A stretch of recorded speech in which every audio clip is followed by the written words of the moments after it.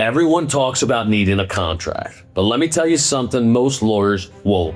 Most client contracts don't work, period. They don't hold up in court. They don't protect you when a client turns toxic and when a dispute happens. And guess what? If there's any confusion, the judge will side with the client unless it's legally bulletproof. I'm Karam. I'm a business mentor for entrepreneurs and a former 20-year courtroom lawyer. I've defended entrepreneurs in contract disputes worth millions of dollars. Now, I've seen brilliant entrepreneurs lose everything because their contracts had gaps that they didn't even know about. So here's what you're going to learn in this video. Number one, why most client contracts fail in court and the legal principle that destroys service providers every time. Number two, the 5 battle-tested contract clauses that I've used that have held up in court that most lawyers won't even talk about or draft or use in their agreements. Number 3, my contract implementation blueprint, so you can bulletproof your agreements before your next client becomes your worst enemy. Most entrepreneurs don't realize that your contract is supposed to be a shield, but only if it's built right.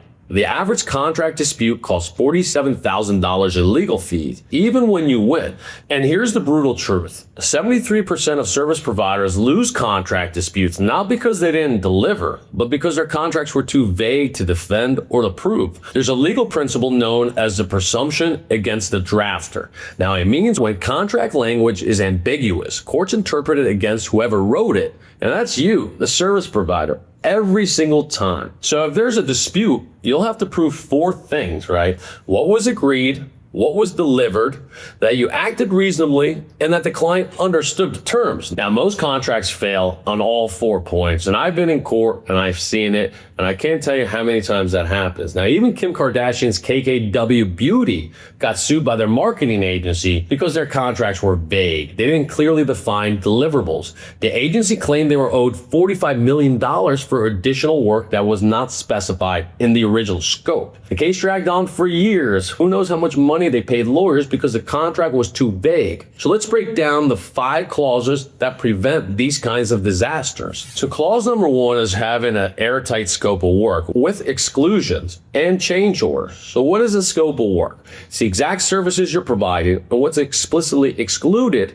and how any extras are handled. And what does this prevent? The scope creeper. If you check out my other video, that's a toxic client. He's asking for more and more without wanting to pay for more. So the problem here is you could get sued for work that you never promised the client to pay, and it would be your fault because you never made it clear. And it's your burden when you walk into court, so you'll probably lose. So you gotta have an airtight scope of work, and it's got to say that provider agrees to deliver only those services described in the attached scope of work. Any additional services shall require a separate written agreement and an additional fee.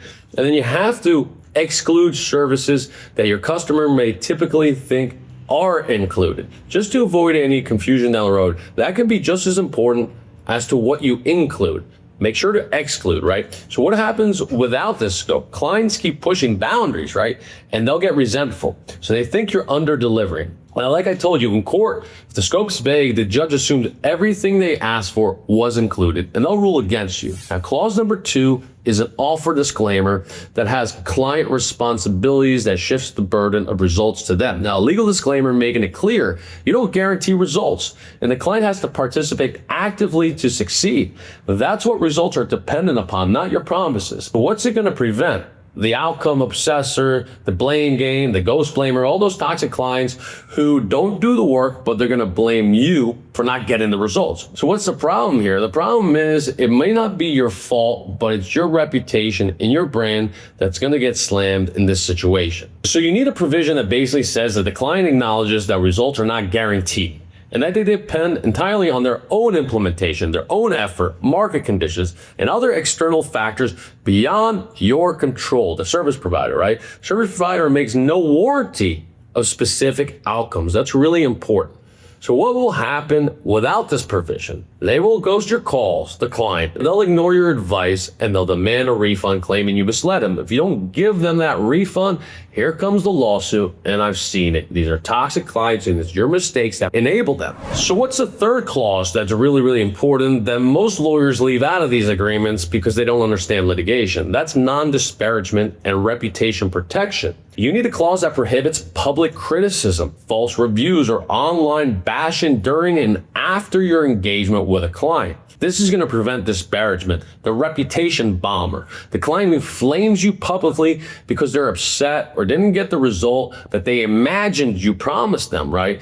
Now, the problem here is one viral TikTok can destroy years of reputation. Like Warren Buffett and Charlie Munger say, you lose your reputation overnight, especially on social media, where everything you post becomes evidence. So what should this clause say? It should basically say that the client agrees not to make, publish, or encourage any statement, review, or social media post that may damage provider's reputation, business, for professional relationships during the engagement or for a period of 2 years after completion. So what happens if you don't have this provision? That toxic client can go straight to social media after any disagreement. Badmouth you, or one bad post gets amplified. You have permanent damage to your brand with zero legal remedy. Clause number 4 is having an attorney fee and indemnification provision. So what is this provision? Well, the one that I use says that if the service provider has to enforce this agreement and go after the client, then the client has to pay attorney fees and costs.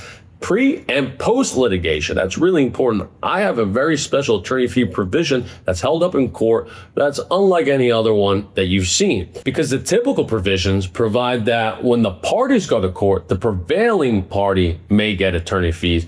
And really in court, it's so difficult to define prevailing. I've never seen anyone get attorney fees with that kind of provision. So this is going to prevent the blame shifter who screws something up following your advice and tries to pin the liability on you, and clients love to do that. Now, if the client breaches the agreement and you have to go after the client or somebody else, then you have to have an indemnification provision, right? Now, the indemnification provision is important. You can put it with the attorney fee provision, or it can stand on its own.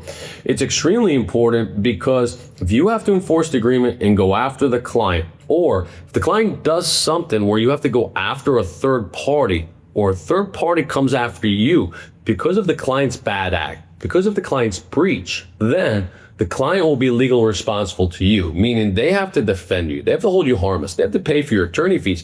They have to do everything for you if you have an indemnification provision. And nobody thinks about this because nobody wants to think about the cup being half empty and future bad things happening. That's my job. That's what I'm here to teach you. It happens all the time. Indemnification is huge. It will save you in litigation. I've seen it so many times. It should almost be in every one of your contracts, not just the client contract, in your partnership, everywhere else, because it really protects you in the event that you innocently get dragged into some sort of legal issues. So make sure you have it. It's really important. Now, number 5 is a waiver of the presumption against a drafter. This is basically contract language that prevents the judge from automatically interpreting vague terms against you, the service provider, just because you wrote the contract. Now, I mentioned this before in the introduction. Because you're bringing forward the case and you provided the agreement, it's your obligation to make sure the contract is clear and consistent. And if any terms are vague and the court can't enforce it properly from what they're reading in the contract, they're going to rule against you and in favor of the consumer. And believe me, this happens all the time. It's a rule judges use to make their life easy, and it's real. So you got to make sure there's a waiver in your client agreement when it comes to this term. And in most agreements where you're the one who's actually drafting the agreement and providing it to the other party. So this provision should say something like, the parties acknowledge that this agreement was negotiated at arm's length by parties of equal bargaining power and shall not be construed against any party merely because that party drafted particular provisions, right? It basically says that we all looked at this agreement, we all agree it's fair, so don't interpret it against anyone particular. So what happens without this? Like I said, if there's ambiguity in your contract, it gets automatically interpreted in the client's favor. You lose disputes even when you thought you were clearly protected. And I've used this principle successfully in court, and not many attorneys can say that. So here's your step-by-step process to bulletproof your client agreements. Use all 5 clauses in every client contract, regardless of the project size. Trust me. Customize the scope section for each specific engagement. Require signed acknowledgement that the client has read and understands the disclaimer clause, because down the road they're going to say they didn't. Archive every contract version with timestamps. For legal protection, it sounds anal, but you really got to do it. Review and update clauses quarterly to reflect current legal standards. The law always changes. And train your team on contract terms so everyone understands the boundaries. Document contract discussions during client onboarding to prove understanding. Use Legally Bulletproof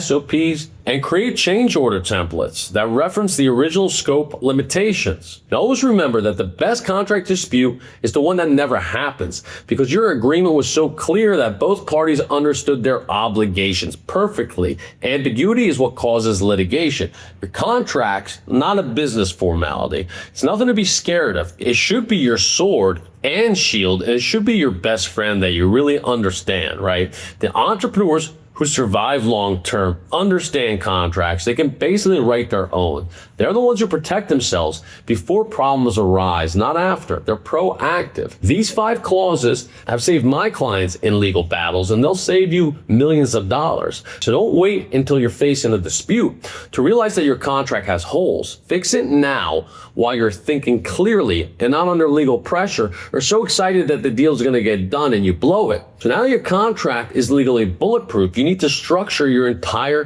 client experience to avoid disputes before they start, right? How to onboard clients, how to set expectations, how to handle communications properly can prevent 90% of legal problems. So that's what we're going to cover in the next video. I have a special gift for you. It's a free webinar, basically based on the workshop that I charge $997 for. And guess what? You can copy my contract revisions. You can copy my SOPs. You can copy my entire system to protect yourself from toxic clients. Click on the link below. Check out my in-depth webinar. It's almost an hour long, but trust me, it's really worth it. And you got to get legally bulletproof. I'll see you there.